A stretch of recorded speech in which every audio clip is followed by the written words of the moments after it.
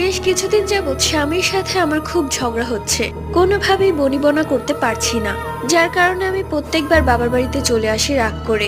এই কিছুদিন পর আবার স্বামী এসে আমাকে নিয়ে যায়। তো এইবার অনেকদিন হয়ে গেছে, স্বামীর কোনো খবর নেই। তাই আমি তাকে ফোন করলাম, ফোন করেও সে আমার ফোন ধরলো না। আমি রাগ করে বললাম ঠিক আছে, আমিও আর ফোন দিব না।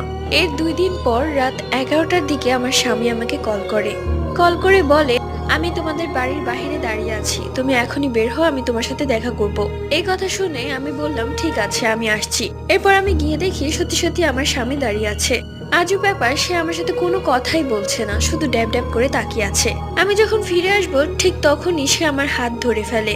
তার হাতটা এতটাই ঠান্ডা ছিল যা কোনো মানুষের মতো নয়। আমি পেছনে ঘুরে তাকিয়ে দেখি সেখানে কেউ নেই। আমার গায়ের লোমটা দাঁড়িয়ে গেল, আমি স্তব্ধ হয়ে গেলাম। দৌড় দিয়ে ঘরে ঢুকে স্বামীকে কল করলাম। সে বলল সে তো বাড়িতেই আছে, আর কল করেনি আমাকে।